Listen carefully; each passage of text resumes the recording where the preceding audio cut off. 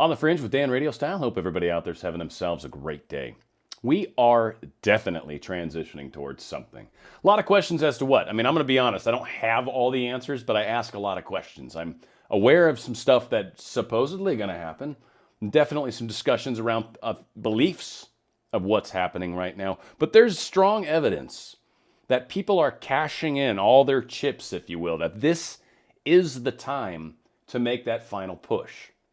Now, I think a lot of us believe there was a 16-year plan with Obama and Hillary, and that basically got screwed up very heavily. In fact, the deep state, I think, is still licking its wounds and trying to figure out how they can come back at this. But the fact of the matter is they've pretty much already lost power, and there's a lot of evidence to suggest that. Now, just a couple of the three things that I think people have thought that might be happening right now, right? There's the discussion of the biblical, the something of good versus evil, the idea that maybe evil will be cast out. I'm just throwing out some ideas. So, of course, you've got those options are available. One other thing that's not talked about very much, and you can feel free to look this up, but the poles on our planet have been moving wildly for a little over 100 years now. And they're moving very, very, very quickly now. There's a little graph here that shows roughly since 1900s to 2020 how far our poles have moved. In fact, the magnetic field of the planet is even weakening a little bit, which is concerning because that is what protects us from all the radiation in space and all those things. It's how the aurora borealis is created, and it's all the charged particles going around within the magnetic field. So maybe that's part of it. There's also been a lot of discussion. A lot of people think that some sort of calamity is going to happen. Again, some sort of event, some sort of thing in the heavens. Now, this is probably not the best picture. It's kind of a cool picture, but it's not really what the event is supposed to represent. That might be something more coming from our sun or something along those lines. But what is really going on right now? Something serious is happening. Are we trying to create a new economy maybe? There's been a lot of discussion around that. Trump's creating a lot of trade avenues. We're shutting down relationships with other places. We're actually becoming more of a manufacturing country again. So a lot of movement in the economic standpoint from a whether or not we can be self-sustaining. I think everybody kind of agrees that one of the things that made America great was World War II and manufacturing. Manufacturing is what made us the amazing country that we are today. And then we took all of our manufacturing and pushed it into other countries that, surprisingly, are becoming amazing countries today. So is it something like that? Maybe. Is it the country is changing? There's been a lot of talk around the capital letter version of the United States of corporate America versus these United States of America. There's a slight difference between the two. I'm not trying to go off into the weeds, but is that maybe ending? There was discussions around the Fed and their, 2016, 2012, that their 100-year lease ran out, and that I don't think has been re-signed. So are they trying to shift us into something, or again, is it something completely biblical and crazy from that standpoint? Now, why do I think there's so much going on right now? Well, one, because literally we've got people that have put their reputations online. One that just pops into mind, that Judge Sullivan with the Flynn case. This guy's put everything in. He's going against everybody. They've literally dropped the case, and he has put his career on the line, his reputation on the line, to try to do something because of basically Obama told him. So he's still serving his masters, if you will, and his masters are trying to get him to do something that's a little evilish, if you will. But literally, this dude's put his reputation on it. His life, his whole everything has been placed on this. And he's going to lose all because, again, Obama's lost already. So some of the things that are going on right now that are kind of interesting, this Goya boycott. Goya's a wonderful food company. Makes, really, it's a Hispanic Latin, so a lot of their foods tend to be very kind of geared towards ingredients for Latin food. And frankly, I love creating Latin American foods or Mexican food or any of those kinds of food. I love making Latin food. Love, love, love. I want to figure out how to make fresh tortillas. One of these days I'm going to do it. I know they're easy, but I just haven't done it yet. But I love it. What's funny about Goya is they came back, they talked to Obama back in the day. He invited them to the White House, and okay, great, wonderful, woohoo! And then, oddly, so Trump invites him, and he's trying to showcase a few of these wonderful CEOs of companies that are kind of Hispanic, right? And sort of really trying to showcase that. And so this individual said some positive words about Trump and how grateful he is that the White House is doing what they're doing, that Trump is trying to help these organizations, blah, blah, blah. The whole 9 yards. Immediately gets boycotted. The left cannibalizes its own self. Immediately they boycott Goya because this Hispanic individual is not toting the line. He's not saying what he's supposed to say. Got things you're supposed to say when you're on that side. And you're not allowed to disagree with it. And if you do, cancel culture kicks in, they cancel you. Well, oddly, what's kind of funny is as it's turned out, this company is doing very, very well because now all of a sudden you've got all these conservative people buying Goya like it's going out of style. So this company is actually doing better than it was before, oddly, or at least is doing really well. So again, it's the way that the left is failing. This transition's happening. It's rolling over those that think they're in control, but they aren't. Look at the way things are playing out. Look at how panicky they're becoming.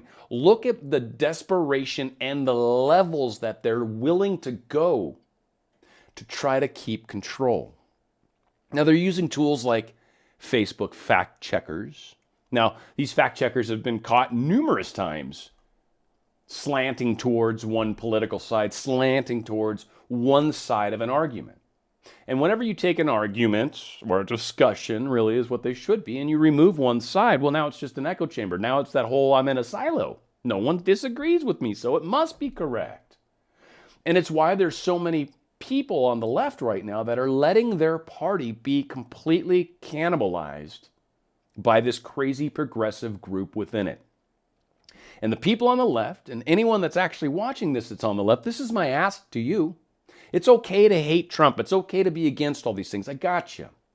But at least stand for the things within your own party that matter. Stand against things like violence towards police officers, like violence towards public property, like violence towards all these other things. Try not to support things that are truly censoring. When you take away the discussion, it's no longer a decision. It's no longer, again, that's what United States is. And although I get some people want their thing so badly, their side, it can't work like that. You'll have absolute animosity, and you've got a lot of people that have the ability to make that difficult for you. There's over 300 and some odd million versions of these things floating around out there that are going to make this challenging. So let's not support stuff like this. Facebook fact-checking, one-sided fact-checking, not okay. These guys got busted a whole bunch. They had an original USA article, and they were misrepresenting some facts about the Civil War is what the claim was, right? The original article was written by an intern, Devin Link. He conceded that the Confederacy was run by and made up of Democrats, as was the KKK. However, the article did not blame the Democratic Party for that. And so again, he gets busted, they go after him and say, oh, you're oversimplifying. This is just a trope about the Democratic Party. It's just a right-wing talking point. So again, if they don't like what you're saying, if it's inconvenient for their false truth that they're trying to pass, they attack you. They cancel you. They try to do whatever they can. Now again, the deep state still has control of a lot of these companies. So they can make things happen. Do they have control? No. Do they have control of public opinion? No. Do they have control of the government? No. And they're losing control of what they're losing control. Trump was just talking today about these governors and cities that are having riots. He is about ready, and again, I think this is going to be a big week. I said it recently, that he's about ready to put troops into these locations, into these cities, to bring the National Guard in and restore peace. And it sounds like there may be some possible repercussions towards those in charge. And I just thought, the thought I had, and I don't really know how the legalities go, but just to throw a crazy idea out that I think might get you thinking in the right direction. But what if Trump sends in National Guard, restores law and order? And so basically proving that the leader of that city and or governor is not fit to lead. So how would it be possible to maybe have an emergency election where they vote in a replacement or vote against him and then have some other people pop in there because this guy's not able to do his job? I don't know. Just wondering how those things would work. One thing that's kind of interesting, and this is the fact that it's being talked about, to me implies that it's already happened, and not just already happened. Like, they're talking about this like the 12th, on Sunday, this Mark Meadows guy said something, and they're saying that as of then, that's when it started. And it'll make sense in a second. And what he means, or what he's talking about, is how he is now intentionally floating some specific information, looking for leakers. Kind of like fix-a-flat, right? It's kind of like when you go to the doctor and they put some sort of freaky dye in you that'll end up in your thyroid because it's got an electro or a radiation thing to it, right? And it'll end up in your thyroid, and that's how they can check. It's a way to kind of, you put out streamers, you put out something that you know is going to end up somewhere else. It's the telephone game almost, except you know you're going to hear this from somewhere, and you're just wondering. So you put this colored dye in the water, and then you look to see what's trickling down red or green or whatever color it was, right? You try to identify the leak.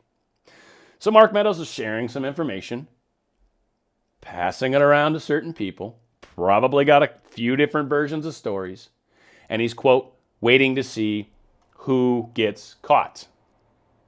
Now, what's funny is people are talking about, according to Axios, Meadows has proceeded to do this to reporters, a trap that would confirm his suspicions. Meadows told me that what he was doing, commented to one former White House official, I don't know if it ever worked, is what they said.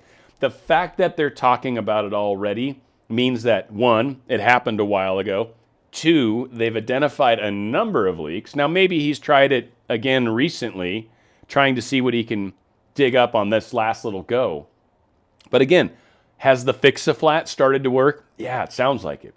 They've sprayed enough of that crap into this whole system called Washington, where Trump's actually been able to clean up his part of the government, and it sounds like he's possibly capable of trusting most, if not all, of the people around him.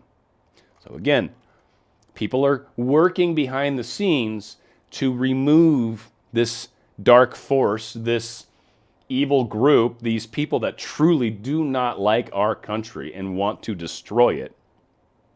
These insurgents, whatever word you want to use, we are winning the war. Doesn't sound like it when you watch the news, but when you dig into specific stories and really start to paint the picture of what's actually going on, you realize that's the case. Now, one of the problems, again, the deep state still has a lot of assets, and they've got a lot of ways that they can try to frustrate people. And if you think about how could I possibly try to upset people the most, what are some of the things I could do? One, I could take away their freedoms. That tends to piss people off.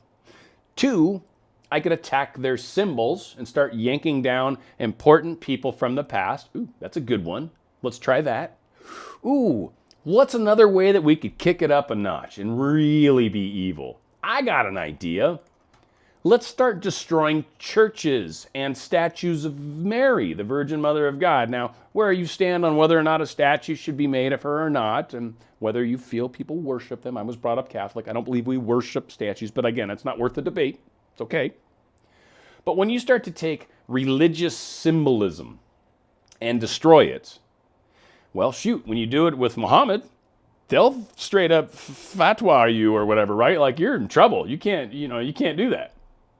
And so again, you start to really, really upset people, and the right tends to be a lot more religious. So again, seems to be a very specific attack.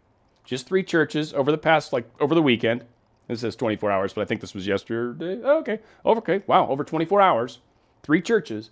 Again, is this a rash of them yet? No, but this is kind of an odd beginning, and 3 in one day is quite a bit. So the old San Gabriel mission here in California, it's only 249 years old. It was only built by the Spanish eons ago, but apparently they decided to burn it down. So a fire also destroyed the Faith Tabernacle Pentecostal Church in Elkmont, Alabama Friday night. Thankfully, no one was inside that one. And the other awesome story here is the San Gabriel mission. It's a beautiful mission. It's so sad, or was. So sad. I think actually my stepmom graduated from there, actually. But that being said, and over here, Marion County Sheriff's Office, there's this Queen of Peace Catholic Church where a dude drove right through the front door, just right through the front door, opens up his car door, takes out a big old can of gas, starts pouring it in there, lights it on fire. Now, the funny part is there's actually people inside that were preparing for service, for Mass.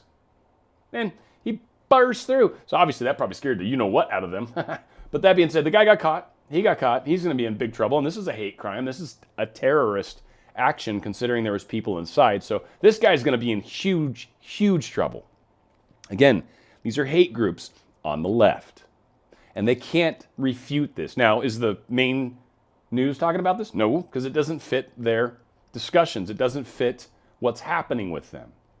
Now, one of the other things, when I talk about, again, they're sacrificing everything for this moment in time. That still trips me out. Why? What is going on right now in history where the grab has to happen now, and we finally said, no, enough's enough, and Trump ended up in office, and all this crazy stuff's happening, and here we are discussing and having fights. When I say, well, what do you mean people are giving up? What I mean is, all these companies are filing bankruptcy like mad. And these are huge companies. Hertz, Frontier Communications, JCPenney, Chesapeake Energy, Diamond Offshore Drilling. There's so many in here. I mean, again, CEC Entertainment, which is a restaurant company, petroleum companies in here. We've got, there was Entertainment, 24-Hour Fitness, which, by the way, I left them and went to another place that did not make me download their stupid app. By 24-Hour Fitness, you not only just did bankruptcy, but you lost a customer of 15 years. That being said, I'm just saying. Brooks Brothers, Exide Technology, Stage Stores. I mean, it's just an insane. Lucky Brand, which is all sorts of restaurants and stuff like that. Libby, which I think is a canned food. Yeah, retail, all that. Roman Catholic Church of the Archdiocese of New Orleans, or Nolans, as they say it down there. Nolans, sorry, something like that. Gold's Gym, Toast, obviously all these people. Luxury Dining, look at all these food, entertainment. These are huge companies. These are even deep state companies. These are a lot. I'm just scrolling. It's an insane amount of companies that are destroyed by this pandemic, by this attempt to destroy the economy. But you look at some of these businesses, I don't know if they'll survive. They're not getting the bailout that Obama would have given them. Trump's like, no, I'll give it to the people. I'm not giving it to a lot of these little BS companies. So again, some of the problems that he's having a hard time with there. Another thing that's kind of interesting right now, the Fed has been pumping so much money into our stock market and whatnot to keep it afloat, to keep it from deflating, that it's actually trapped now. As it really can't raise interest rates, because if it does, it'll basically take down the economy. So it's in this weird place, and a lot of people are suspicious that Trump has been doing this intentionally, as the Fed has supposedly come under control of the Treasury. I don't fully understand all that. You can look into it more. That being said, from that standpoint, Trump is able to actually control a lot of things, and he's able to get the Fed to put a bunch of stuff on its books. It's basically using the Fed against itself. And some people are suspicious that at some point he's going to go, yeah, so Fed, we're not paying you back. Now, I get that might upset a lot of people, anyone holding cash, and there's a number of things. Maybe they've got a plan for how that works. Maybe that's why we're setting up all this trade economy instead of necessarily having this petrodollar economy that we've been using for so many years.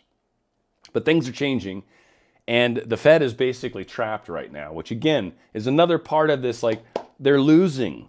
There's a transition occurring right now. These things that have held us as anchors are in question now, are being messed with. I don't want to say they're being fixed. I don't know for sure. But again, when you look at this coincidence, this coincidence, this coincidence, this coincidence, this coincidence, eventually you're like, wow, it seems like something's happening. I can't prove any of it. It's all circumstantial, but crap, there's a bunch of circumstantial stuff. So strange things also happening now. Deep state, of course, we think, making a lot of their money through drugs and through the illegal movement of people. So a lot of things have been coming up in a bunch of weird places. Obviously, with Ghislaine now being brought into the fold, hopefully protected, we'll see. You've got companies like Wayfair, which I've got an article here in a second, but you've got all these people that are starting to notice like dresser drawers online that are like this cheap little dresser drawer that are like $10,000. I had one of my buddies who's way on the lift, and they know I love conspiracies and stuff, so I think he sent it to try to trigger me, because I always try to, and I usually don't respond the way they expect me to. But I think he said, so what would you say if you saw a dresser like this for $10,000 like it is? And he shows me the picture of it, and I said, probably selling drugs. And that was, I mean, that's literally, I hadn't heard the Wayfair thing yet. So again, with a lot of things, yeah, it's probably selling drugs. They're probably moving a lot of illegal stuff through a furniture piece that no one in their right mind would pay $14,000 for, unless you're the one that knows what to look for. And $14,000 is what you pay for that, because that's what you know it costs, because there's probably something in one of those drawers. That's how it's working. Well, the one thing they found is they found all these crazy cabinets that coincidentally happened to have the name of the cabinet was the same name as missing people, missing children. Now, there is this case of one missing girl that happens to have the same name anyways, that was missing, but still shows as missing when you pull her up. And she keeps claiming, I'm not missing, but she's getting angry about it. So it's like, well, reach out to these people that think you are missing, and maybe we can get this all closed down, and no one will think this is a Yandex site or whatever the heck. So this stuff's coming out. A lot of things are starting to fall apart. People are paying a lot of attention to these weird ads with furniture for ridiculous amounts of money. People are starting to figure it out. Coincidence that Ghislaine Maxwell and Epstein and all this stuff has already started to crumble, and now Ghislaine is back because we got rid of that blocking from the Southern District in New York?